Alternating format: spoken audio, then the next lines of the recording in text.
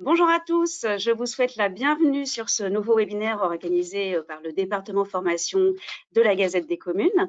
Donc, comme vous pouvez le voir sur la slide suivante, la Gazette des communes, ce sont plus de 150 formations en management public, en ressources humaines, en gestion et finances locales, en marketing, en marché public, en action sociale également. Et puis, c'est aussi une plateforme Élu Academy qui est destinée à la formation des élus locaux, une plateforme de e-learning pour que les élus puissent se former tout au long de leur mandat, quand ils veulent, où ils veulent, 7 jours sur 7, 24 heures sur 24. Donc, je vous invite à aller la découvrir sur notre site. Donc, nous sommes réunis ce matin pour rappeler les étapes de l'organisation des élections professionnelles qui auront donc lieu en décembre prochain. Et pour cela, nous sommes en compagnie du cabinet Adaltis, qui est un cabinet spécialisé en droit public, qui est basé à la fois à Lyon, mais aussi à Paris, à Bordeaux, à Marseille, à Rennes et même en Chine, puisqu'ils ont des bureaux à Pékin et à Shanghai. Et donc, nous recevons Jennifer Riffard et Simon Ray, tous les deux avocats dans ce même cabinet Adaltis. Donc, ils animent à nos côtés la formation Organiser les élections professionnelles que vous voyez à l'écran, dont nous avons déjà déroulé pas mal de sessions en ce début d'année. La formation a rencontré un grand succès et donc pour vous avertir que la prochaine et dernière session pour les retardataires se tiendra le 5 septembre prochain en classe virtuelle. Donc surtout, n'hésitez pas à vous y inscrire le 5 septembre prochain. Tout au long de l'intervention, vous pouvez poser vos questions via le petit module questions que vous devez avoir à droite de votre écran et je les relayerai à Maître Ray et à Maître Riffard en fin d'exposé. Voilà, je vais donc leur laisser la parole. Bon webinaire à tous et à tout à l'heure. Bonjour à tous, merci pour votre participation. Donc, je me présente, donc Simon Ray, avocat associé au sein du cabinet Adaltis. Moi, j'interviens sur les problématiques de droit institutionnel au sein du cabinet et je suis assisté avec de Jennifer Riffard, qui est notre spécialiste au sein du cabinet sur toutes les problématiques en matière de fonction publique et de ressources humaines, des problématiques des collectivités en la matière. Donc aujourd'hui, l'objet, vous verrez par rapport au temps qui nous est imparti, ce n'est pas de refaire la formation pour laquelle on intervient sur une journée complète où on vous décrit l'ensemble du détail et l'ensemble des arcanes et des problématiques relatives à l'organisation de ces élections professionnelles, mais c'est de vous faire un petit focus sur ce qui nous paraît essentiel, commencer à répondre un petit peu à vos questions et à voir si vous avez un besoin plus important, on ne pourra que vous conseiller de vous inscrire à la prochaine formation pour avoir vraiment le détail précis. Donc, notre intervention va être en deux temps. Un premier temps où on va vous faire peut-être un petit rappel sur les instances paritaires concernées, principalement la CAP et l'anciennement comité technique qui devient le comité social territorial, CST, et on évoquera le calendrier des différentes opérations électorales qui interviendront et donc en gros les grandes étapes à ne pas manquer. Voilà, étant précisé que on reste sur des choses assez génériques et n'hésitez pas à poser vos questions selon le contenu, on y répondra ou on ne pourra que vous conseiller de vous inscrire à la dernière session de formation. Donc, tout d'abord, sur les instances concernées par ces élections. Donc, tout d'abord, premier type d'instance, c'est les CAP et les CCP. Les CAP qui concernent les fonctionnaires et les CCP qui concernent les agents contractuels. Donc, ces instances paritaires sont obligatoires pour les collectivités affiliées au centre de gestion, les communes et les EPCI employant au moins 350 fonctionnaires, employant moins de 350 fonctionnaires titulaires et stagiaires à temps complet. Et donc là, elles sont affiliées, ces collectivités-là, au centre de gestion et c'est la CAP et le CCP du centre de gestion qui intervient pour le compte de ces collectivités. Ce n'est seulement pour les collectivités qui dépassent ce seuil de 350 fonctionnaires titulaires et stagiaires à temps complet pour lesquels on a l'obligation de constituer sa propre CAP ou son propre CCP dans ce cadre-là. À noter aussi là-dessus, Jennifer, la petite précision d'évolution à compter de ces évolutions sur les sous-groupes hiérarchiques au sein des CAP qui sont supprimés, peut-être en 2 mots. Oui, simplement, effectivement, on a toujours les CAP de catégorie A, B et C, ça, il n'y a pas d'évolution à ce titre-là. Simplement, avant, dans chaque CAP, chaque catégorie, on avait des sous-groupes hiérarchiques donc les représentants du personnel qui devaient être élus au CAP devaient appartenir à ces différents sous-groupes hiérarchiques. On avait au sein des catégories ABC encore une sous-division en fonction des cadres d'emploi des agents, de leur grade, etc. Et aujourd'hui, du coup, cette catégorie-là, cette sous-catégorie-là a disparu à compter des prochaines élections. On n'a plus ces sous-groupes hiérarchiques-là qui doivent être représentés au sein des CAP. Donc, ça simplifie un peu, effectivement, aussi bien au niveau de l'élection qu'ensuite au niveau du fonctionnement de la CAP, ça simplifie un petit peu les choses. Donc, voilà les premières instances, les CAP et les CCP. Deuxième type d'instance, c'est le CST ou Comité social territorial et le CST en formation spécialisée qui remplace le comité technique et le CHSCT. Puisque, comme vous le savez, je pense commencer à le savoir en la matière, à compter des prochaines élections, on ne parlera plus de comité technique, mais de comité social territorial, et la formation spécialisée du comité social territorial va remplacer le CHSCT selon les modalités qu'on va vous exposer maintenant. Tout d'abord, premier point de départ, le CST est obligatoirement créé au sein de chaque collectivité ou établissement qui emploie de plus de 50 agents, qui, eux, doivent créer leur CST. Pour les collectivités qui emploient moins de 50 agents, c'est comme pour la CAP, on est rattaché au CST du centre de gestion auprès duquel vous êtes affiliés. Donc ça, c'est pour le CST en fonction de plus ou moins 50 agents, soit son propre CST, soit affilié à celui du centre de gestion. Pour la formation spécialisée du CST qui reprend les compétences du CHSCT, cette formation spécialisée est obligatoirement créée au sein des CST des collectivités qui emploient au moins 200 agents, ainsi que pour les SDIS et les STIS sans condition d'effectif. Donc, vous êtes une collectivité qui emploie plus de 200 agents, vous devez créer votre CST et en plus, un CST avec une formation spécialisée qui fera office de CHSCT, qui reprendra en tout cas les fonctions de CHSCT.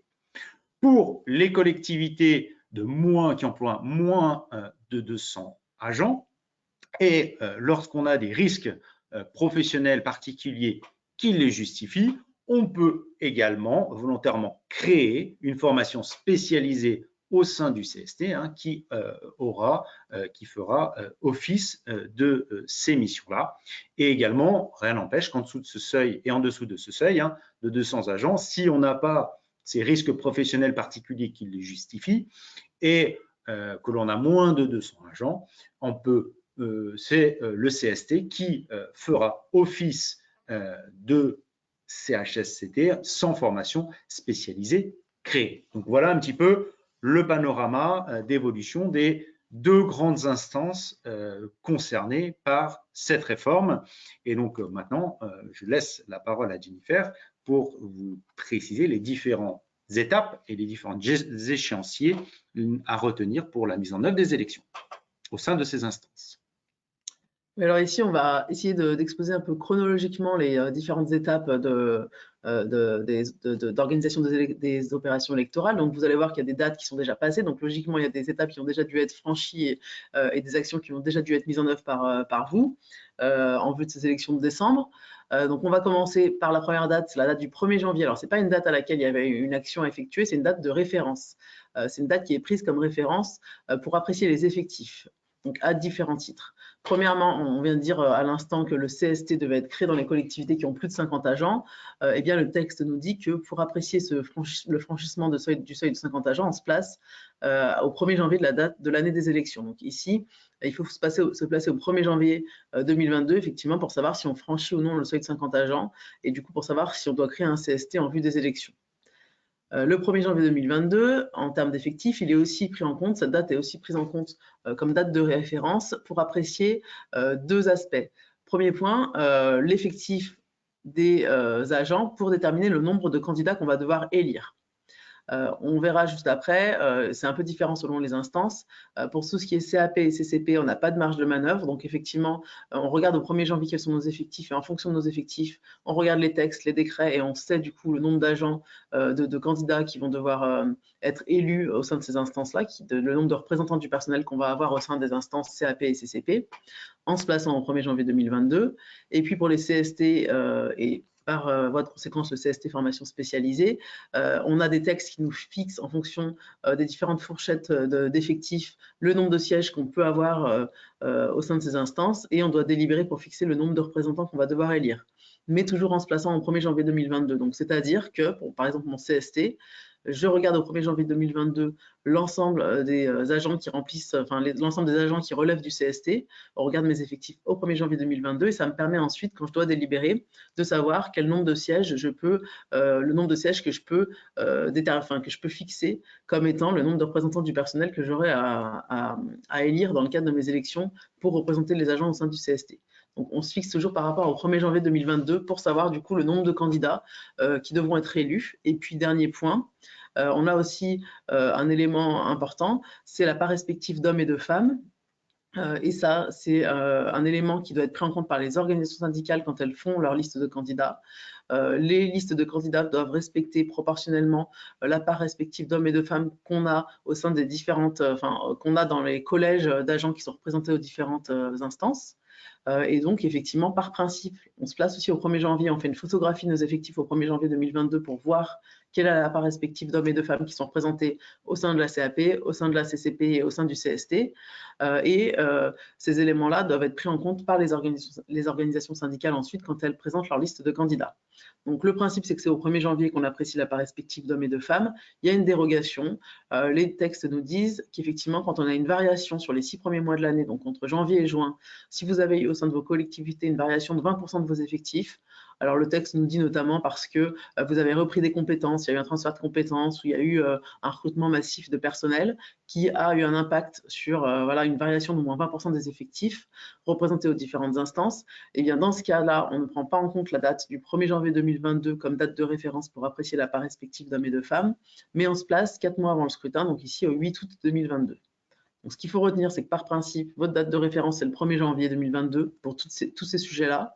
Pour la part respective d'hommes et de femmes, il peut y avoir une différence. Ça peut être une autre date que le 1er janvier 2022, donc le 8 août 2022, s'il y a une variation de 20% de vos effectifs sur les 6 premiers mois de l'année.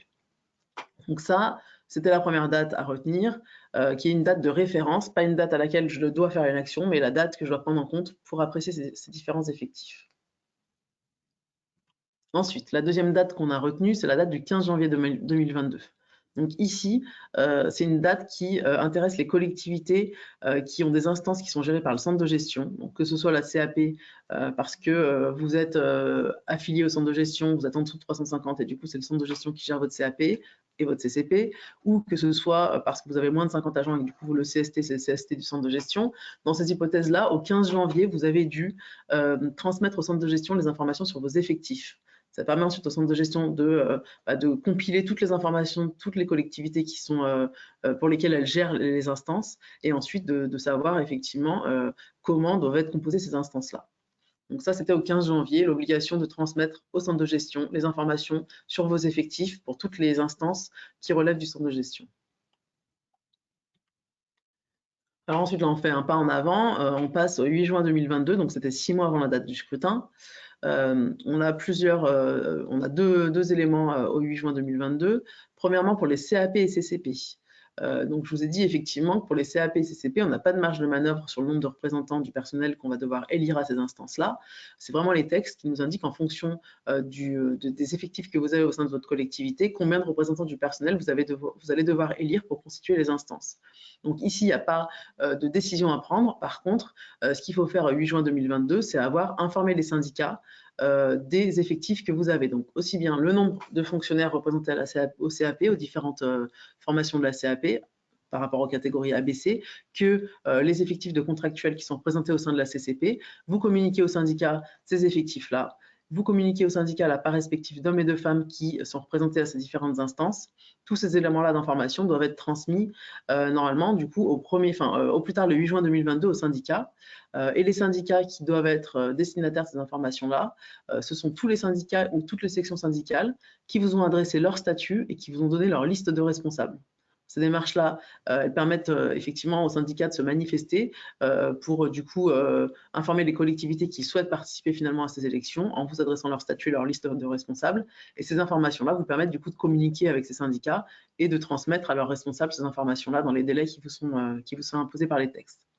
Donc ça, c'était pour la CAP et CCP. Je transmets une information au syndicat au plus tard le 8 juin 2022. Pour le CST, c'est une délibération qui doit être adoptée au plus tard le 8 juin 2022 parce que, comme je vous l'ai dit juste avant, c'est la délibération qui détermine, dans les conditions prévues par les textes, le nombre de représentants du personnel au CST qui vont devoir être élus. Donc ici, on a effectivement le décret qui nous indique pour, par exemple, une strate de, alors j'ai pas les exemples en tête, hein, mais entre 50 et je ne sais plus combien d'agents, vous devez avoir tant de représentants du personnel, entre tant et tant de représentants du personnel. Donc vous avez une petite marge de manœuvre, en général, c'est entre 3 et 5, entre 6 et 8, etc. Et du coup, vous devez délibérer. Donc quand vous êtes dans le cas, par exemple, où au terme du texte, vous devez avoir entre 3 et 5 représentants, vous délibérez pour dire si vous aurez 3, 4 ou 5 représentants du personnel au sein du CST. Donc, cette délibération, elle doit intervenir après une consultation des organisations syndicales. Soit vous avez déjà un CST au sein de votre collectivité et donc vous devez consulter les organisations qui étaient représentées au sein de ce CST. Si c'est la première fois que vous mettez en place un CST, vous devez consulter, avant de délibérer, les syndicats qui, c'est les mêmes conditions qu'on a vues juste avant, qui vous ont transmis leur statut et qui vous ont transmis la liste de leurs responsables. Donc ces syndicats-là qui se sont manifestés, s'il n'y a pas de CST pour l'instant, vous auriez dû normalement les consulter avant de délibérer pour fixer le nombre de représentants du personnel à élire au sein du CST. Enfin, CST, c'est comité technique actuellement. Il change de dénomination au 1er, au 31, au décembre, suite aux élections. Voilà, donc ça, c'est le premier objet de cette délibération. Je fixe mon nombre de représentants du personnel et ensuite, je peux éventuellement prévoir dans le cadre de cette délibération que lorsque je vais saisir le CST ou les formations spécialisées du CST, mes représentants, cette fois-ci pas du personnel, mais mes représentants de la collectivité auront voix délibérative. Parce qu'effectivement, alors auparavant, c'était toujours le cas. On avait, lorsqu'on sollicitait l'avis anciennement du comité technique, on devait recueillir l'avis aussi bien des représentants de la collectivité que des représentants du personnel. Suite à une réforme maintenant qui date un petit peu, on n'a plus cette obligation-là. Les représentants du personnel vont forcément émettre un avis, vont avoir voix délibérative, mais les représentants de la collectivité, pour qu'ils aient voix délibérative, il faut qu'une délibération le prévoie. Donc ça peut être cette délibération qui a été prise normalement avant le 8 juin, qui peut prévoir également que le CST, une fois qu'il sera mis en place, devra éventuellement du coup recueillir également l'avis des représentants de la collectivité sur toutes les questions qui sont soumises au CST, ou on peut aussi délibérer pour dire que je devrais recueillir l'avis des représentants de la collectivité uniquement sur telle ou telle question, dans tel ou tel domaine. Ça, c'est vraiment la délibération qui fixe les règles.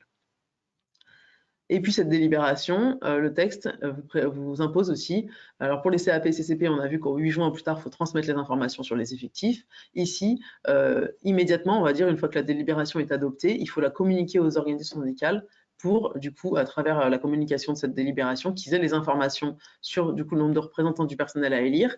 Et en même temps, on les informe à cette occasion-là de la part respective d'hommes et de femmes représentés au CST pour qu'ils puissent ensuite présenter leurs candidats, présenter leur liste de candidats. Donc ça, c'est les étapes à faire au plus tard, normalement, le 8 juin 2022, pour qu'on puisse effectivement avoir une information donnée aux syndicats pour qu'ensuite les opérations électorales se déroulent convenablement. Alors après, on passe encore un certain nombre une certaine période pour arriver à la prochaine étape qui est chronologiquement à respecter. C'est une date qui est celle du 9 octobre 2022, c'est la publication de la liste électorale. Donc la liste électorale, c'est la liste des agents qui ont la qualité d'électeurs aux différentes instances. C'est une liste qui est établie par l'autorité territoriale. Et 60 jours au moins avant la date du scrutin, au plus tard le 9 octobre, il faut publier cette liste électorale. La publication de cette liste électorale, ses modalités, elles diffèrent selon que les instances sont mises en place par vous, collectivité, ou qu'elles sont mises en place par le centre de gestion.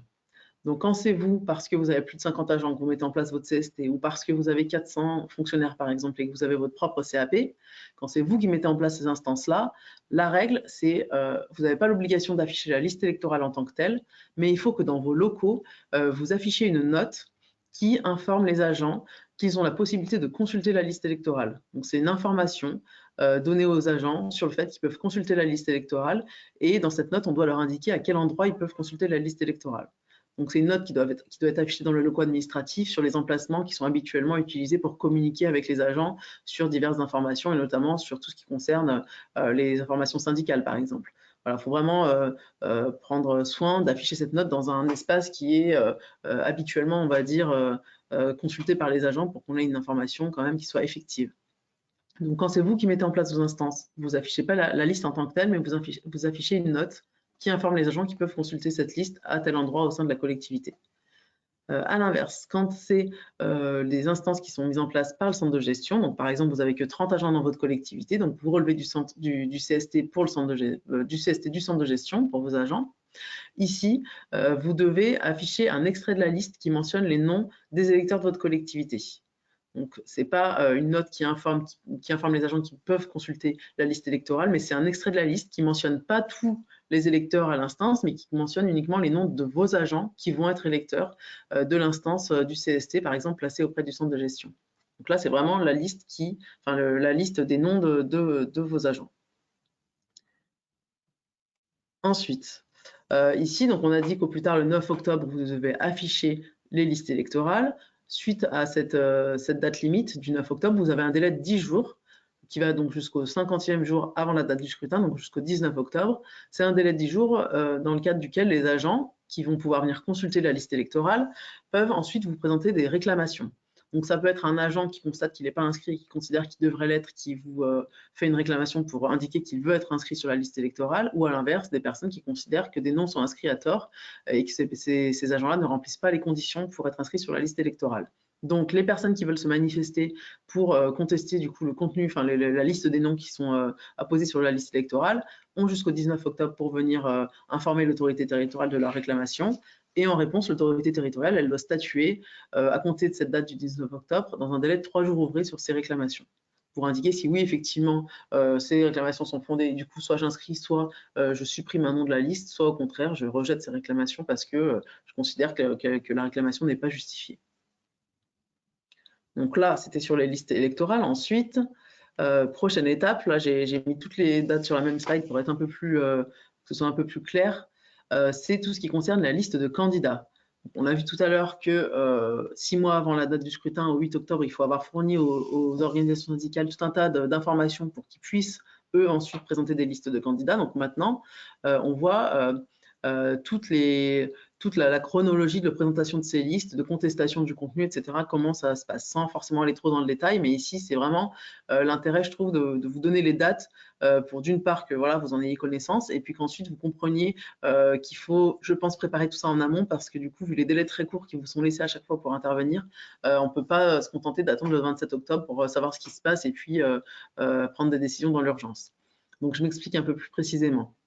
Ici, première date, le 27 octobre, donc 6 semaines avant la date du scrutin, c'est la date limite que devront respecter les organisations qui souhaitent déposer des listes de candidats. Donc, c'est la date limite pour que ces organisations se manifestent et vous transmettent leur liste de candidats. En application du texte, il est prévu que, pour être un peu plus clair, quand vous avez, vous, autorité territoriale, cette liste de candidats qui vous est transmise, il y a deux aspects à vérifier. D'une part, la recevabilité de la liste. Ce qu'on appelle la recevabilité, c'est vérifier que les organisations qui ont déposé ces listes remplissent bien les conditions pour déposer une liste. Là, c'est assez classique, les OS, pour présenter des listes de candidats aux élections, il y a deux conditions essentielles à remplir, c'est être créé depuis au moins 2 ans, et c'est satisfaire, c'est l'expression classique, hein, satisfaire au respect des valeurs républicaines, d'indépendance, etc. Donc ça, c'est la condition de recevabilité de la liste. Premier point. Deuxième point, cette liste, effectivement, elle comprend un certain nombre de candidats. Eh bien, le deuxième élément, c'est de vérifier que cette liste de candidats, enfin les candidats qui sont inscrits sur cette liste sont bien éligibles. Et également que cette liste, elle respecte bien les règles qui sont fixées pour son établissement. Donc ça, on ne va pas aller dans le détail, mais on a parlé tout à l'heure du fait qu'il y avait un nombre de candidats à élire. Par rapport à ce nombre de candidats à élire, les listes de candidats doivent comporter plus ou moins un certain nombre de candidats. De même, on doit respecter le principe de représentation équilibrée d'hommes et de femmes représentés au sein des différentes instances. Donc les listes de candidats, elles doivent respecter tout un tas de conditions. Donc ici, premier point, la recevabilité de la liste. Donc, vérifier que l'OS remplit bien les conditions pour présenter une liste de candidats. Donc, au plus tard, le 27 octobre, l'OS vous présente sa liste. Eh bien, vous avez seulement un jour pour contester la recevabilité de la liste présentée par l'organisation si vous considérez qu'elle n'est pas, que cette liste n'est pas recevable parce que l'OS ne remplissait pas les conditions des 2 ans, notamment de création. Donc, le lendemain de cette date limite, le 28 octobre, c'est le délai butoir pour informer le délégué de liste de l'irrecevabilité de la liste de candidats. Donc, c'est pour ça que je vous disais tout à l'heure, c'est important d'échanger en amont avec les OS pour savoir un peu qui entend présenter des listes de candidats. Soit c'est des organisations que vous connaissez déjà parce qu'elles étaient déjà présentes au sein de la collectivité, qu'elles avaient déjà des représentants, par exemple, au sein des différentes instances. À ce moment-là, sur la recevabilité, a priori, il n'y aura pas de difficulté. Par contre, si c'est des OS qui sont nouvellement créés, qui n'étaient pas représentés dans la collectivité auparavant, etc., je vous invite vraiment à échanger avec eux en amont pour pas attendre le 27 octobre, de vérifier entre le 27 et le 28 si la liste est bien recevable. Donc ça, c'est le premier point, la recevabilité de la liste. Le deuxième point, sur la question du contenu de la liste et notamment de l'éligibilité des candidats qui sont inscrits sur cette liste. Ici, donc la date limite pour déposer la liste, c'est toujours le 27 octobre, hein, ça ne change pas. Et du coup, vous avez 5 jours jusqu'au 2 novembre ici, pour vérifier éventuellement pour vérifier que chaque candidat qui est inscrit sur la liste est bien éligible. Et c'est la date limite, le 2 novembre, pour informer éventuellement les délégués de liste de l'inéligibilité de certains candidats. Donc là encore, c'est quand même pas mal de pouvoir être informé un peu en amont. Alors, je ne sais pas, tout dépend des contacts que vous avez avec les OS ou pas, mais si vous avez de bonnes relations avec elles, si on peut savoir un peu en amont qui vont être les candidats, ça peut être quand même intéressant. Et si ce n'est pas le cas, il faut vraiment être très diligent entre le 27 octobre et le 2 novembre pour avoir les moyens de vérifier si chaque candidat qui est inscrit sur la liste est bien éligible. Si ce n'est pas le cas, donc le 2 novembre au plus tard, vous informez les délégués de liste. Et à ce moment-là, les délégués de liste, ils ont jusqu'au 7 novembre pour procéder aux rectifications nécessaires. Par exemple, effectivement, constater qu'un candidat n'est pas éligible et, le cas échéant, le remplacer par un autre candidat. Donc ça, c'est la date limite, le 7 novembre, quand, une fois la liste déposée, vous vous rendez compte qu'un candidat est inéligible, vous informez le délégué de liste et le délégué de liste, il laisse jusqu'au 7 novembre pour modifier la liste. On a un deuxième délai qui permet aux délégués de liste de modifier la liste de candidats et notamment de retirer ou de remplacer un candidat qui est devenu inéligible. C'est le 24 novembre. Mais cette hypothèse-là, elle est seulement applicable quand l'inéligibilité intervient après la date limite de dépôt des listes. Donc, par exemple, ça veut dire que jusqu'au 27 octobre, le candidat qui est inscrit était bien éligible. Entre le 27 octobre et le 24 novembre, il devient inéligible. Eh bien, je peux, sur cette période-là, du coup, modifier ma liste. Si l'éligibilité, elle était avant le 27 octobre, que l'autorité, par exemple, ne s'en est pas aperçue, je ne peux pas modifier ma liste de candidats. Donc ça, c'est important aussi que les OS, quand même, elles vérifient elles aussi les choses et qu'elles fassent correctement. Mais si, par contre, l'éligibilité, elle intervient après le 27 octobre, jusqu'au 24 novembre, je peux modifier ma liste de candidats. Et ça peut être, par exemple, un candidat tout simplement qui quitte la collectivité. Mais bon, s'il quitte la collectivité entre le 27 octobre et le 24 novembre, normalement, il le savait avant, mais ça peut être un placement, par exemple, dans un congé longue maladie, des choses comme ça, qui rendent le candidat inéligible et qui, du coup, permettent aux délégués de liste de modifier la liste. Ensuite, prochaine date, c'est celle du 8 novembre 2022, donc 30 jours avant la date du scrutin. Ça, c'est la date limite pour afficher la liste des candidats admis à voter par correspondance. Donc là, on ne va pas rentrer dans le détail, mais effectivement, les textes prévoient des hypothèses dans lesquelles les collectivités peuvent admettre certains agents, en tout cas, à voter par correspondance. C'est par exemple les agents qui travaillent à temps partiel et qui ne travaillent pas le jour du scrutin. Il y a tout un tas d'hypothèses, ou des agents qui sont en congé longue durée, longue maladie, des choses comme ça. Tout un tas de cas dans lesquels les agents qui remplissent certaines conditions peuvent être admis à voter par correspondance. Donc si vous décidez d'admettre des agents à voter par correspondance, il faut retenir qu'il faut prendre cette décision au plus tard le 8 novembre et il faut afficher la liste des agents qui sont admis à voter par correspondance au plus tard le 8 novembre 2022. Donc, il faut afficher la liste de ces agents-là et en parallèle, tous ces agents-là, il faut les informer individuellement du fait qu'ils sont inscrits sur la liste des agents admis à voter par correspondance et que du coup, ils ne pourront pas venir le jour du scrutin, le 8 décembre, voter à l'urne dans la collectivité. Ils devront du coup forcément voter par correspondance. Donc, le 8 novembre 2022 au plus tard, on affiche la liste et dans la foulée, on informe les agents qui sont admis à voter par correspondance. Et ensuite, au plus tard, le 28 novembre 2022, donc là, on est 10 jours avant la date du scrutin, on transmet le matériel de vote à ces agents-là. Donc ici, effectivement, il y a des règles précises fixées par les textes. Si vous devez mettre en place le vote par correspondance, on doit transmettre tous les bulletins de vote aux agents et on doit leur transmettre 2 enveloppes. Une enveloppe intérieure dans laquelle ils mettront leur bulletin de vote et une enveloppe extérieure. L'enveloppe extérieure, elle permet d'acheminer ce vote par correspondance du domicile de l'agent, on va dire, jusque dans la collectivité. Et l'enveloppe intérieure, elle est prise pour être placée en...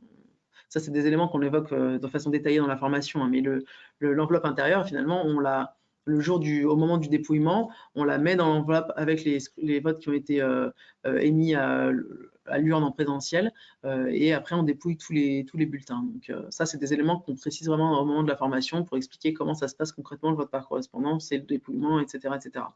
Mais ici, ce qu'il faut retenir, ce qu'on voulait vous exposer aujourd'hui en tout cas, c'est qu'au plus tard le 28 novembre, si vous avez mis en place le vote par correspondance, il faut penser à transmettre aux agents tout le matériel de vote. Voilà, et puis je pense, voilà, on en a terminé là. Donc du coup, là, voilà, le 28 novembre, c'est la dernière date à respecter avant celle du 8 décembre, qui est la date fatidique des élections professionnelles. Voilà. Et bien évidemment, lors de la formation, on est à vous exposer le mode de déroulement, l'ensemble des opérations à opérer.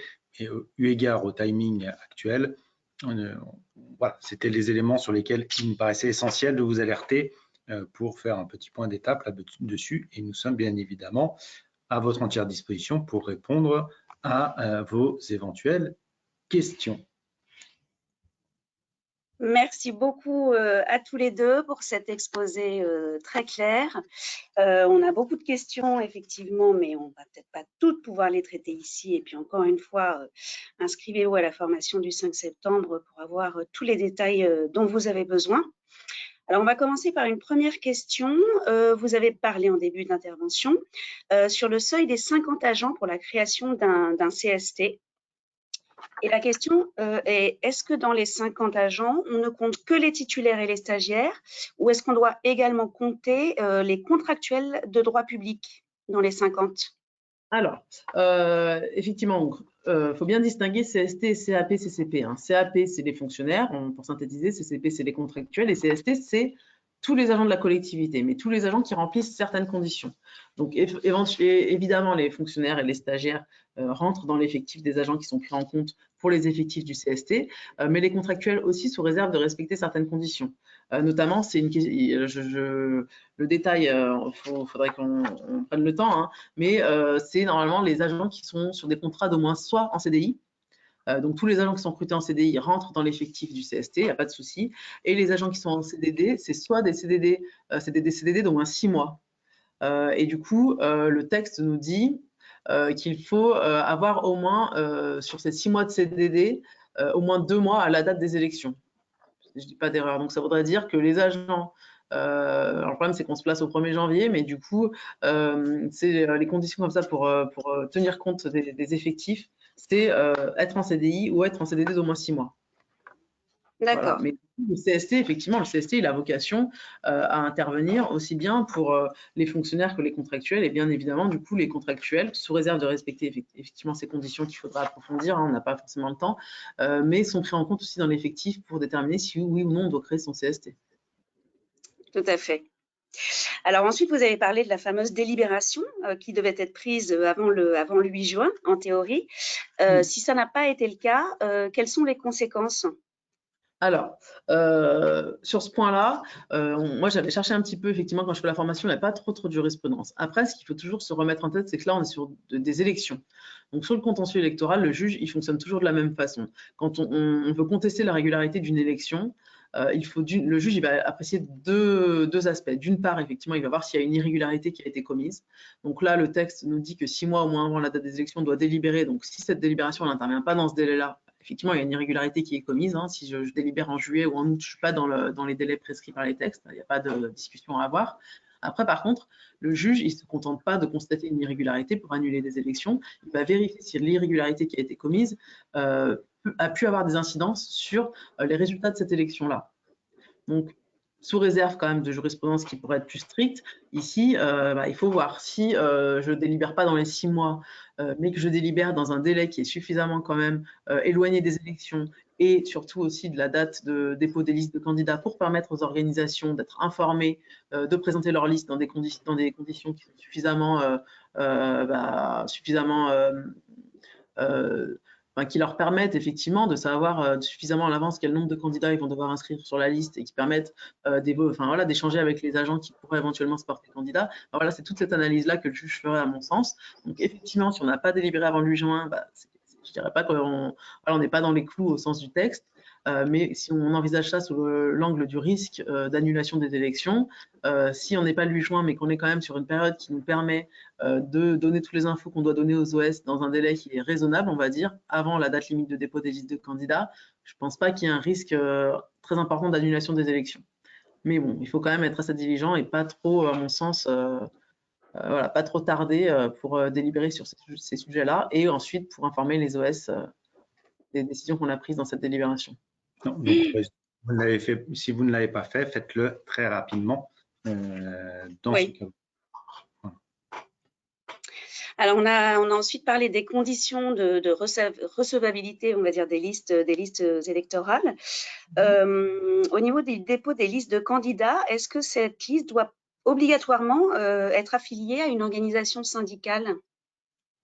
Alors, sur la recevabilité des listes de candidats, on a 2 hypothèses. Je vous ai dit tout à l'heure que les règles générales, effectivement, qu'on applique tout le temps, c'est que les OS qui peuvent présenter des listes, donc qui sont recevables à présenter des listes, c'est celles qui sont créées depuis au moins 2 ans, à la date à laquelle elles déposent cette liste, et qui en plus respectent les valeurs d'indépendance, les valeurs républicaines, etc. Donc ça, c'est la règle. Donc soit je suis une OS qui remplit ces conditions-là, je peux déposer ma liste de candidats en mon nom, il n'y a pas de souci. Par contre, je suis une OS qui a été créée depuis moins de 2 ans. Je peux quand même déposer une liste de candidats à une seule condition, c'est qu'en fait, je me prévale de l'affiliation à une union de syndicats qui respecte cette condition de 2 ans. Donc, soit moi-même, je suis créé depuis plus de 2 ans et je peux présenter ma liste sans me prévaloir d'aucune affiliation à personne. Si je n'ai pas été créé depuis 2 ans, là, je pourrais quand même éventuellement présenter une liste si je suis en mesure de me prévaloir de mon affiliation à une union de syndicats qui remplit ces conditions d'ancienneté.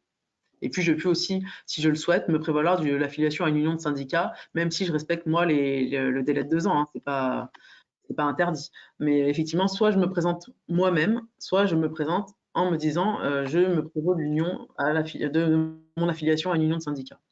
Mmh. Et alors, si… Oui. Pardon, allez-y, Maître Vrey. Non.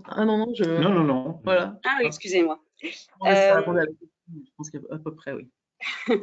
Et du coup, on a plusieurs questions autour du fait, s'il n'y a pas de syndicat, ni de syndiqués, là, c'est notamment une commune de moins de 50 salariés qui nous pose la question, ça veut dire qu'on ne donne rien à personne et qu'on n'est pas obligé de rentrer dans toute cette logique de délai, d'envoi de documents, etc.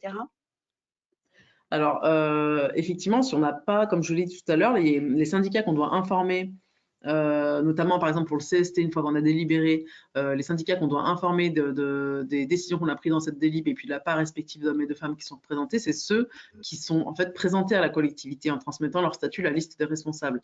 Donc c'est vrai que si vous n'avez aucun syndicat qui s'est présenté en ce sens, vous n'avez aucun syndicat à qui vous êtes tenu de donner ces informations-là. Donc au stade d'effectivement toute la procédure qu'on a vue tout à l'heure, vous n'avez pas du coup d'obligation de transmettre ces informations-là. Après, ça ne veut pas dire pour autant qu'avant le 27 octobre, vous n'aurez pas des OS qui vont se manifester et qui vont déposer des listes de candidats. C'est pas parce qu'elles ne sont pas manifestées auprès de vous auparavant et que du coup, au mois de juin, vous n'aviez pas l'obligation de leur transmettre des infos qu'il n'y en a pas après coup qui vont arriver et qui vont déposer des listes de candidats. Donc ça, c'est une chose. Ensuite, moi, la question m'a été posée lors des formations. Qu'est-ce qui se passe si finalement, il y a des collectivités, effectivement des petites collectivités qui craignent même d'avoir aucune liste de candidats aux élections, qui n'ont aucun syndicat qui les a contactés et puis voilà, qui disent, ou alors qui ont des syndicats aujourd'hui qui sont représentés, qui leur ont d'ores et déjà indiqué qu'ils ne se représenteraient pas parce que voilà, ils n'ont pas envie de présenter de nouvelles listes. Dans ce cadre-là, si on n'a aucune liste de candidats qui se présentent aux différentes élections, on a un mécanisme de tirage au sort qui est mis en place. D'accord. Donc, Voilà, les textes le prévoient pour les différentes instances, notamment pour le CST. Si on n'a eu aucune liste de candidats, au final, in fine, c'est un tirage au sort qui va désigner parmi tous les agents qui remplissent les conditions pour être électeurs et qui sont éligibles, ceux parmi ces agents-là qui seront tirés au sort et qui seront du coup représentants du personnel aux instances. Alors, on a une personne qui nous demande si pour vérifier l'éligibilité d'un candidat, est-ce que la collectivité est en mesure de lui demander une copie de sa carte nationale d'identité? Bonne question. Alors ça, si je réfléchis en même temps aux conditions d'éligibilité, honnêtement, comme ça, là, ce point-là, faudrait qu'on vérifie parce que. D'accord. Bon, sinon, d'ici 5 septembre, vous regardez et puis la personne viendra se former avec vous. Exactement. Après, là-dessus, il y a toujours la logique sur le volontariat. La personne on est toujours en capacité de demander à la personne de volontairement présenter sa carte d'identité. Après, c'est la difficulté, c'est si jamais la personne refuse. Si jamais la personne refuse de présenter cet élément-là, c'est la question de la contrainte. Est-ce qu'on peut la contraindre à? La réponse là-dessus est manifestement non. Mais sur la logique du volontariat, on peut toujours demander à la personne pour justifier et qu'on puisse vérifier ce volet-là, de le présenter volontairement. Après que la personne accepte ou refuse, là, c'est libre arbitre de la personne. On ne pourrait jamais la contraindre dans ce cadre-là. Voilà. Tout à fait. Premier élément de réponse, on précisera si la personne s'inscrit le 5 septembre prochain. Alors, est-ce qu'on peut choisir, donc il y a une deadline au 19 octobre d'afficher la note. Et il y a une personne qui nous demande si on peut choisir plutôt d'afficher la liste électorale vs la note. Et si cette note ou cette liste, du coup, peut être uniquement accessible sur le portail interne, donc l'intranet finalement, de l'établissement. En l'état, les textes prévoient bien, de mémoire, un affichage dans les locaux de l'administration de la note. Donc, après, voilà, encore une fois, c'est la même réponse que je vous ai faite tout à l'heure. Ici, s'il y avait un contentieux, parce que du coup, il faut toujours se baser dans l'hypothèse où il y a un contentieux, si on ne respecte pas la règle, qu'est-ce qui se passe? Si l'intranet, c'est le mode de communication habituel avec les agents, et qu'on sait en plus, par exemple, que cette communication-là, elle permet de donner l'information de façon plus efficace aux agents qu'en affichant dans les locaux de l'administration, je ne suis pas persuadée que derrière, on ait une annulation pour ce motif-là. C'est toujours un peu le même raisonnement. Mais bon, aujourd'hui, moi, ce que je préconise quand même, c'est de respecter le texte. Et le texte, il prévoit bien que la note doit être affichée dans les locaux. Donc après, faire les deux, c'est peut-être encore mieux parce que ça permet une information une meilleure information à tous les agents de la collectivité, notamment à ceux qui travaillent d'ailleurs pas dans les locaux de l'administration. Mais bon, je pense qu'il faut pas trop se passer quand même pour l'instant d'un affichage dans les locaux. Et puis ensuite, la question, c'était aussi est-ce qu'on peut afficher directement la liste et pas la note? Voilà, encore, je pense pas que ça puisse avoir une incidence sur la de l'élection. Après, voilà, le texte, je pense qu'il a plutôt fait ça en ce sens pour simplifier les choses. Par exemple, dans les grosses collectivités où du coup ça impliquerait un affichage très important, c'est de dire bon bah on affiche juste une note qui dit aux agents qui peuvent venir consulter la liste, c'est moins contraignant. Je pense que c'était plus dans ce sens-là. Donc effectivement, afficher la liste dans son intégralité plutôt qu'une note, ça va pas vicier la procédure. Mais voilà. Et élément important, c'est bien de garder la preuve de l'affichage opéré. Oui, toujours en se pensant potentiellement, jamais un jour on a une contestation en la matière, bien garder les justificatifs et les éléments de preuve pour pouvoir, derrière, en tout cas lorsqu'on intervient, avoir des éléments pour venir étayer et préciser les choses en cas de contestation devant le juge en cas de contentieux éventuel. Alors sur la parité, j'ai une question que je trouve rigolote. Nous avons une collectivité qui a pris une délibération avec une répartition équilibrée femmes-hommes, c'est ce qu'elle mentionnait, mais avec 4 hommes et 6 femmes. Alors est-ce que la délibération est malgré tout correcte? Alors du coup, je vois pas bien dans quelle hypothèse il y a une délibération en ce sens-là. Alors parce que pour tout vous dire, la délibération, par exemple, pour le CST, elle doit juste fixer le nombre de représentants du personnel. On ne fixe pas le nombre de femmes qui vont devoir être élues. On dit juste, par exemple, dans mon CST, il y aura 4 représentants titulaires du personnel. Et par contre, après, on informe les syndicats de la part respective d'hommes et de femmes qu'on a au sein de la collectivité, en tout cas parmi les agents qui sont représentés par l'instance en question. Donc, par exemple, si je dis à à mes OS. Et la conséquence, en fait, c'est sur la présentation des listes de candidats. C'est pour ça que je ne vois pas bien dans la DLIP comment on peut dire dans mon instance, il devra avoir 4 hommes et 6 femmes, par exemple. Parce que c'est une collectivité qui a son propre CST au 1er janvier 2023 et des effectifs au 1er janvier 2022 qui se répartissent 65% femmes et 34% hommes. 35%. Ok. En fait, cette parité, elle est un peu pour moi, cette règle, elle est un peu mise en place, mais au final, les conséquences, j'ai du mal un peu à les percevoir parce qu'en fait, le texte, son objectif, c'est de dire quand je donne toutes mes infos au syndicat, je dois leur dire quelle est la part respective d'hommes et de femmes représentées au sein de mes différentes instances. Et la conséquence, c'est qu'en fait, pour que ma liste soit régulière, le syndicat, dans la présentation de sa liste, il doit respecter cette proportion. Donc, par exemple, si j'ai 60% d'hommes et 40% de femmes, ou inversement, on va dire 60% de femmes, 40% de femmes en collectivité, il doit, s'il y a 10 noms sur sa liste, c'est un exemple, il doit normalement présenter 6 femmes et 4 hommes. C'est ça, donc ça doit refléter. Voilà, cette règle, finalement, elle s'impose qu'aux syndicats au moment de l'établissement de leur liste. Et à mon sens, du coup, assez logiquement, elle ne s'impose pas finalement dans la composition finale de l'instance. Parce que c'est le syndicat, quand il établit sa liste, qui doit respecter cette parité. Ensuite, il obtient des sièges, donc c'est les premiers noms sur la liste qui sont élus, qui sont désignés. Et on compile ça par rapport aux différentes listes. Selon l'ordre qui a été mis en place par les différentes listes et selon le nombre de listes qui ont été déposées et le nombre de sièges qu'on attribue à chacun, mathématiquement, on n'est pas sûr qu'à la fin, on ait cette représentation proportionnelle au sein de l'instance. Obligation, vous voyez, elle s'impose aux syndicats qui présentent des listes. Donc, c'est pour ça que je ne pense pas que dans la délibération, on puisse imposer que j'ai une composition de mon CST, par exemple, qui, au final, soit fait avec, comme vous l'avez dit, par exemple, 6 femmes et 4 hommes. Je ne pense pas que ça puisse être imposé par délibération. Déjà, ce n'est pas prévu. Et puis, en plus, vu comment est prévu le mécanisme, je ne suis pas persuadée qu'au final, on parvienne à une représentation équilibrée des hommes et des femmes. C'est dans le dépôt des listes qu'on a cette représentation équilibrée qui doit être respectée. Et du coup, je n'importe quoi, si on avait 10 listes qui étaient présentées et que ces 10 listes obtenaient une voix, à chaque fois, c'est le premier nom de la liste qui est désigné. Au final, je ne suis pas sûre que, du coup, j'ai 6 femmes et 4 hommes, vous voyez ce que je veux dire? Oui, tout à fait. Oui.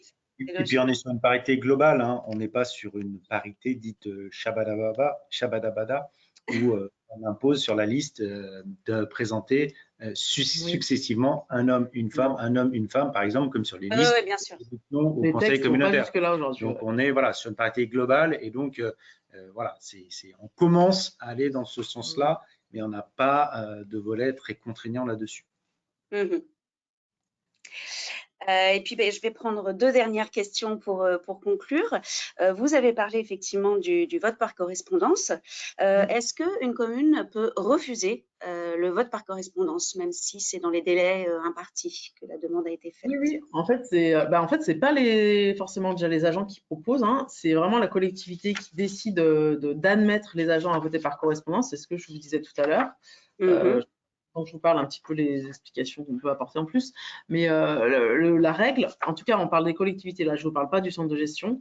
La règle, c'est que l'administration, de sa propre initiative et de sa propre volonté, peut décider d'admettre certains agents à voter par correspondance. C'est que certains agents qui remplissent certaines conditions, ce n'est pas tous les agents de la collectivité. Du coup, c'est vraiment elle qui décide ou non d'admettre les agents à voter par correspondance. Donc, il n'y a pas de… À mon sens, les agents ne peuvent pas exiger quoi que ce soit à ce titre-là. Et puis en parallèle, on n'en a pas parlé, on en parle aussi dans la formation, si ça intéresse certaines collectivités. Il y a la question aussi du vote électronique, désormais. Alors, justement, j'allais conclure là-dessus parce qu'on a beaucoup de questions autour de ça, et notamment des questions sur est-ce que ça décale le planning que vous nous avez énoncé s'il y a vote électronique? Alors non, le planning que là, je viens d'exposer, il n'est pas décalé. Le vote électronique, pour pas vous dire d'erreur, c'est en fait le planning que j'ai présenté, il n'y a pas d'incidence de mettre en place le vote électronique sur ce planning-là, on respecte les mêmes règles. Après, effectivement, le vote électronique, donc le vote à l'urne, c'est le 8 décembre, sur les horaires d'ouverture, sur au moins 6 heures de plage horaire, il me semble. Le vote électronique, c'est au moins 24 heures, donc ça veut dire que les agents ont au moins 24 heures pour se connecter et faire leur vote. Et forcément, le vote électronique, il doit se terminer au plus tard le 8 décembre. Mais il peut se dérouler sur plusieurs jours avant le 8 décembre. Mais termine au plus tard le 8 décembre, parce que le 8 décembre au soir, il faut avoir dépouillé tous les bulletins et il faut proclamer le résultat. Mais par contre, dans tout tas de causes, ça ne décale pas le planning qu'on a présenté ce matin. D'accord. Et le planning, c'est 24 heures maximum ou ça peut être un délai plus important? Le vote électronique, oui. C'est 24 heures minimum. Il faut que pendant 24 heures minimum, le vote électronique soit accessible et c'est, je crois, jusqu'à 8 jours maximum. D'accord, c'est ça, il y a une semaine. Je crois que d'ailleurs, pour la fonction publique de l'État, c'est 7-8 jours. Le vote électronique, il est ouvert pendant 7-8 jours. Ça se joue dans ces délais-là, il me semble. Très bien. Mais là-dessus, voilà, le jour de la formation, on a des diapositives et des présentations très détaillées là-dessus pour vous accompagner sur la mise en place de ce vote électronique qui peut constituer une réelle, un élément facilitateur, mais attention, on a quand même un certain nombre de précautions à prendre pour rester dans les clous et faire les choses de manière assez prudente, mais on vous éclaire sur l'ensemble de ces sujets-là. Et puis également, on expose comment parce que le vote électronique, ça peut être le seul mode de vote mis en place, ça c'est la collectivité qui peut le décider, mais ça peut être aussi un mode de vote complémentaire. On peut faire du vote électronique, du vote par correspondance, du vote à l'urne, et du coup, on expose dans la formation comment ça se passe quand j'ai 2-3 modes de scrutin comme pose, comment je gère les choses, etc., notamment au moment du dépouillement des bulletins. Voilà. Parce qu'on a un gros volet sur le processus vote électoral et puis bien évidemment pour anticiper les contentieux ou les difficultés, mais on est bien évidemment à la disposition pour accompagner, en tout cas on accompagne nos clients sur ces différents sujets et ces différentes problématiques. Très bien, mais écoutez, il va me rester à vous remercier, Maître Riffard et Maître Ray, d'avoir déroulé ce webinaire avec nous et puis d'avoir répondu à certaines des questions posées. Encore une fois, n'hésitez pas sur le site Formation La Gazette des Communes à vous inscrire à cette session du 5 septembre afin d'être armé pour affronter la période électorale qui s'ouvre. Je vous souhaite à tous une très bonne journée, un bon appétit et je vous dis à bientôt pour un nouveau webinaire La Gazette des Communes. Merci encore, Maître Ray, Maître Riffard. Merci bien, au revoir, bonne journée, au revoir. Bonne journée.